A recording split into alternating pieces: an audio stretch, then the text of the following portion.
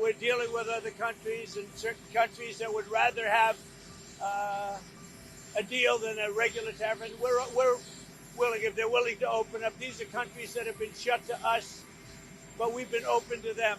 In other words, they wouldn't let us do business there, but they would do business in our country. Not a fair deal. So the European Union is talking to us. They want to open up their country. We have always been very clear that we prefer a negotiated solution. This remains the case, and we will use the time that we have now till the 1st of August. And on the second track, since the very beginning, we have worked and now are ready to respond with countermeasures. We've prepared for this, and we can respond with countermeasures if necessary. So this two-track approach pays off because we are prepared. President Trump's announcement over the weekend of 30% general tariffs on the EU from the 1st of August, which I must say member states find absolutely unacceptable and unjustified. We are committed to continuing working with the US on a negotiated outcome. It has to be a mutually beneficial agreement on terms that are acceptable to both sides. At the same time, we are prepared for all possible scenarios. If no satisfactory solutions can be found, the EU remains ready to react, and that includes robust and proportionate countermeasures if required.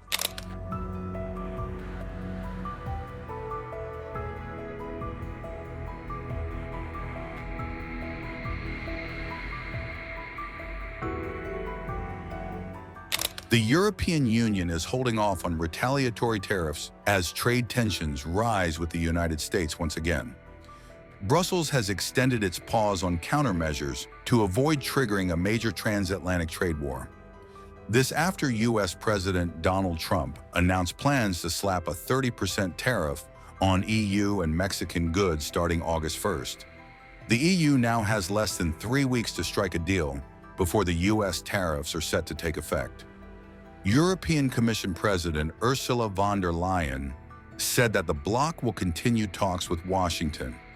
The United States have sent us a letter with measures that would come into effect unless there is a negotiated solution. So we will therefore also extend the suspension of our countermeasures till early August. And at the same time, we will continue to prepare further countermeasures so we are fully prepared. Very important in this is always the second and the third element. The second element is to diversify our trade relationships. So this big and important political agreement on a free trade agreement with Indonesia is today a huge milestone forward and shows that we're looking for new market, open market. So we have, as you know, a two-track approach. That's very important. We have always been very clear that we prefer a negotiated solution. This remains the case, and we will use the time that we have now till the 1st of August. And on the second track, since the very beginning, we have worked and now are ready to respond with countermeasures. We've prepared for this, and we can respond with countermeasures if necessary. So this two-track approach pays off because we are prepared. On your question, as you know, we have prepared and agreed on a first list of countermeasures. We have developed a second potential list of countermeasures that is by now agreed to. And the ACI is created for extraordinary situations. We are not there yet. This is very important. This is now the time for negotiations. But this also shows we are prepared for all eventual scenarios. At the same time, the EU is preparing for retaliation if negotiations fail before the August deadline. The EU had already approved $30 billion in tariffs on U.S. goods, but paused them earlier this year. That pause, initially set for 90 days, was due to expire on July 14, 2025. Now it will be extended until early August as EU trade ministers scramble to prevent new duties. Now the Trump administration is also demanding new concessions from EU officials to avoid sweeping new import taxes. and maybe even more importantly, the tariffs that are pouring in. We have tariffs pouring in at levels that we have never seen before, and they've only just started. That's really a small portion. It's mostly from cars and aluminum and steel, a little bit of lumber. But they'll really start in about another week. And then in about a month, they'll come in at levels that are extremely strong. And our country's making a lot of money, We're dealing with other countries and certain countries that would rather have a deal than a regular tariff. And we're willing, if they're willing to open up. These are countries that have been shut to us, but we've been open to them. In other words, they wouldn't let us do business there, but they would do business in our country. Not a fair deal. So the European Union is talking to us. They want to open up their country. I would say Japan to a much lesser extent in terms of opening up their country. Japan, as you know, and we're very close to Japan, but they sell us millions and millions of cars a year. We sell them no cars because they won't accept our cars. And they won't accept much of our agriculture either. So,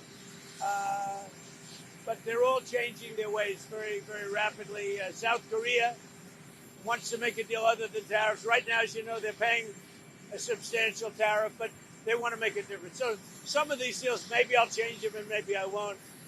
But our country is making a lot of money for the first time in a long time, in decades. And that's the way it should be. We have a country that's, and I said it the other day to you people, we have a country that was dead. It was dead. It was a goner 1 year ago. And now we have the hottest country in the world. EU ministers met in Brussels to weigh their response and consider backup plans if talks collapse. Both sides are pushing to finalize a framework agreement before the August 1st tariff deadline. For now, Europe seems to be buying more time, but pressure is mounting as the clock ticks toward Trump's August 1st deadline.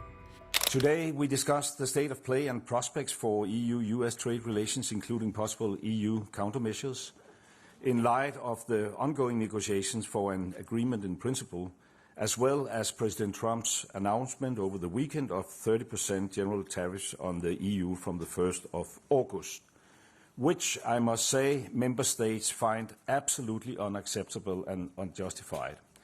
We are committed to continuing working with the US on a negotiated outcome. It has to be a mutually beneficial agreement on terms that are acceptable to both sides. At the same time, we are prepared for all possible scenarios. If no satisfactory solutions can be found, the EU remains ready to react, and that includes robust and proportionate countermeasures if required. And there was a strong feeling in the room of unity, so this statement is a statement which unites all of us.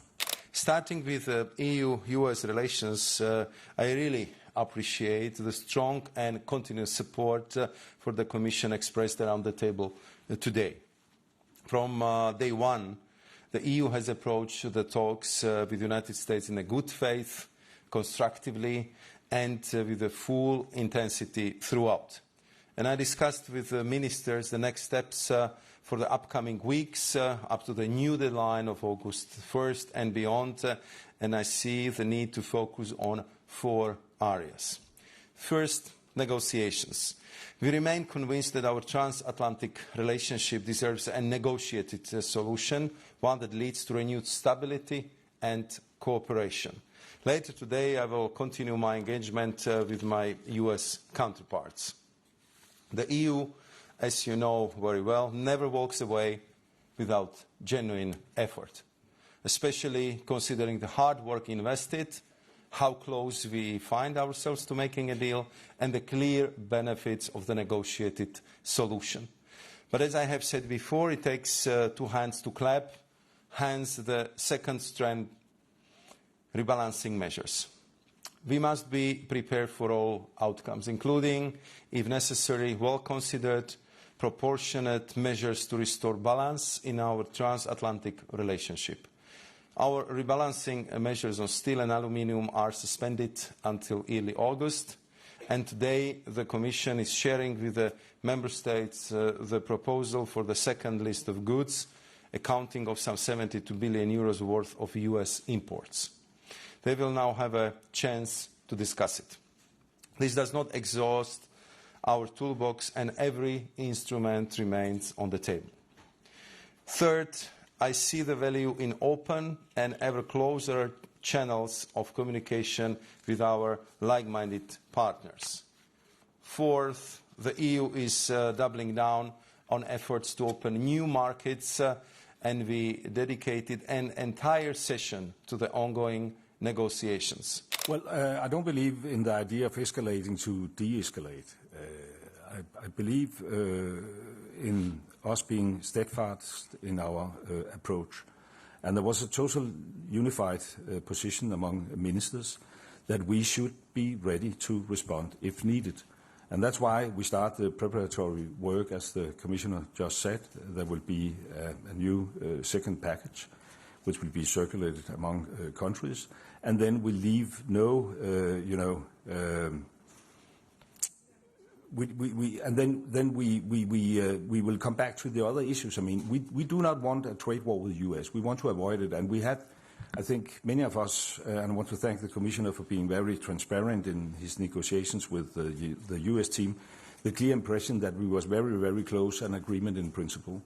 Unfortunately, it wasn't possible due to this presidential letter, but it is still our major vision that we should reach an agreement. But we also want to send a clear signal that it must be a fair deal for everybody, and if that's not possible to reach, then we will leave out no options, and we know very well that we have a toolbox with a lot of tools.